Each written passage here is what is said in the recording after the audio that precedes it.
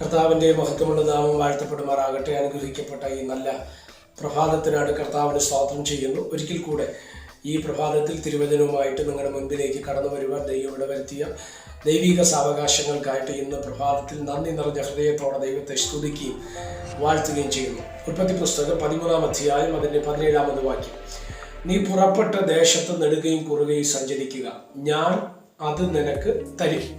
ഈ വാക്യങ്ങൾ കണ്ട് ദൈവത്തിന് സ്തോത്രം ചെയ്യുന്നു. ഉൽപ്പത്തി പുസ്തകം 13-ാം അധ്യായത്തിൽ നമുക്ക് കാണുവാൻ കഴിയുന്നത് അബ്രഹാമിനോടൊപ്പം അന്ന് വരെയും യാത്ര ചെയ്തുകൊണ്ടിരുന്ന ലോത്ത് അബ്രഹാമിനെ വിട്ട് പിരിയുന്ന ഒരു കാഴ്ചയാണ്. ആ ഭാഗം നമ്മൾ വായിക്കുമ്പോൾ കാണുവാൻ തക്കവിടം ഇടവരുന്നതിന് കാരണം അബ്രഹാമിൻ്റെ ഇടയന്മാരും ലോത്തിന്റെ ഇടയന്മാരും തമ്മിലൊരു വാക്ക് തർക്കം ഉണ്ടായി. അവിടെ വെച്ച് അബ്രഹാം തന്നെ പറയുകയാണ്, നീ ഇടത്തോട്ടെങ്കിൽ ഞാൻ വലത്തോട്ടെന്ന് പറഞ്ഞ് അവിടെ വെച്ച് ഇവർ രണ്ടുപേര് സെപ്പറേറ്റ് ആയിട്ട് തിരിഞ്ഞു പോകുന്നതായിട്ട് നമ്മൾ വായിക്കപ്പെടുന്നുണ്ട്. ചില തിരിവുകൾ, ചില സെപ്പറേറ്റുകൾ ഏറ്റവും അത്യാവശ്യമാണ്. അബ്രഹാം അനുഗ്രഹിക്കപ്പെടണമെങ്കിൽ ലോത്തിൽ നിന്ന് വഴി മാറി തന്നെയാകണം. Praise the Lord. കാര്യം ലോത്തിന്റെ ചിന്തയും അബ്രഹാമിന്റെ ചിന്തയ്ക്കും തമ്മിൽ വ്യത്യാസമുണ്ട്. ഒരു കാര്യം ഞാൻ നിങ്ങളോട് ഈ സന്ദേശത്തിലൂടെ കൈമാറാം. ദർശനമുള്ളയാളും ദർശനമില്ലാത്തയാളും തമ്മിൽ ഒരുമിച്ച് നടക്കരുത്. അത് ദർശനം ഉള്ളയാളിനെ അഫക്റ്റ് ചെയ്യും. Praise the Lord. നീ ദർശനം ദൈവത്തിൽ നിന്ന് പ്രാപിച്ചെങ്കിൽ, നീ ദർശനം ദൈവത്തിൽ നിന്ന് ഏറ്റെടുത്തെങ്കിൽ ആ ദർശനത്തിൽ നിൽക്കുന്ന ഒരാളിനെ നിന്റെ കൂട്ടാളിയാക്കുക, ഇല്ലെങ്കിൽ നിന്റെ സുഹൃത്താക്കുക, അല്ലെങ്കിൽ നിന്നോടൊപ്പം ചേർന്ന് നടക്കുന്ന ഒരാളാക്കി മാറ്റുക. അല്ലാത്തൊരു വ്യക്തിയോട് നീ ചേർന്ന് നടക്കുമെങ്കിൽ നിന്റെ അകത്ത് ദൈവം പകരും ദർശനം നിന്നെ വിട്ട് നഷ്ടപ്പെടും. അത് ശ്രദ്ധിക്കേണ്ട ഏറ്റവും മഹത്തരമായ ഒരു കാര്യമാണ്.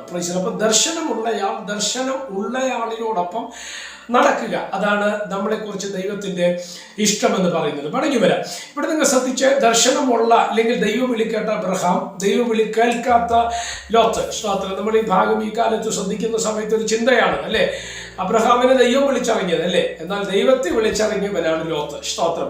അതുകൊണ്ട് തന്നെ ഇവരുടെ യാത്രകൾക്കും ഇവരുടെ ചിന്തകൾക്കും തമ്മിൽ വ്യത്യാസമുണ്ടായിരുന്നു. അത് തന്നെയാണ് അവരുടെ ഇടയന്മാരുടെ ഹൃദയത്തിനകത്ത് വ്യാപരിച്ച പ്രശ്നങ്ങൾക്ക് കാരണമായത്. അങ്ങനെ ഇവർ രണ്ടുപേരും തമ്മിൽ വഴിമാറി.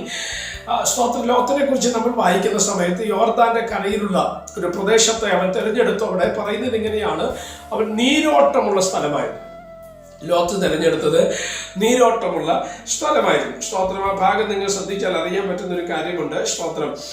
10-ാം വാക്യം 13-10 നിങ്ങൾ ശ്രദ്ധിച്ച്, അപ്പോൾ ലോത്ത് നോക്കി യോർദാൻ അരികെയുള്ള പ്രദേശമൊക്കെയും നീരോട്ടമുള്ളതെന്ന് കണ്ടു. യഹോവ സോദോമിനെയും ഗൊമോറയെയും നശിപ്പിച്ചതിന് മുൻപ് അത് യഹോവയുടെ തോട്ടം പോലെയും സോവർ വരെ മിസ്രൈം ദേശം പോലെ ആയിരുന്നു. അപ്പൊ ദൈവം അത് നശിപ്പിക്കുന്നതിന് മുൻപ് അത് യഹോവയുടെ തോട്ടം പോലെയായിരുന്നു എന്നാണ് പഠിപ്പിക്കുന്നത് അല്ലേ. എന്നാൽ അത് നശിപ്പിക്കപ്പെടേണ്ടതായിരുന്നു. അതൊന്ന് ദൈവ നിർണയമാണ് എന്നുള്ളത് നമ്മൾ ശ്രദ്ധിക്കപ്പെടേണ്ടതാണ്. എന്നാൽ അബ്രഹാം തെരഞ്ഞെടുത്ത സ്ഥലമോ, അബ്രഹാം കനാൻ ദേശത്ത് തന്നെ പാർത്തു. അത് ദൈവം അവന് നൽകിയ ദർശനമായിരുന്നു. സ്തോത്രം. അവിടെ തന്നെ പാർത്തു.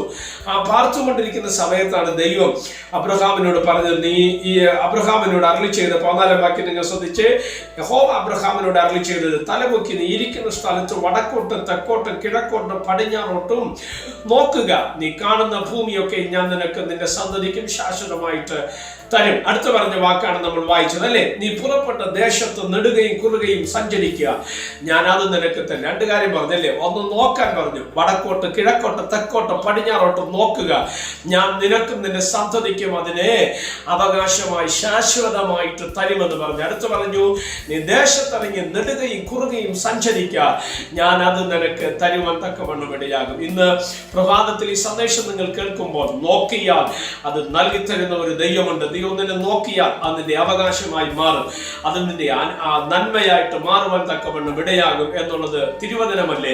അതുപോലെ നെടുകയും കുറുകയും സഞ്ചരിക്കുക എന്ന് പറഞ്ഞു.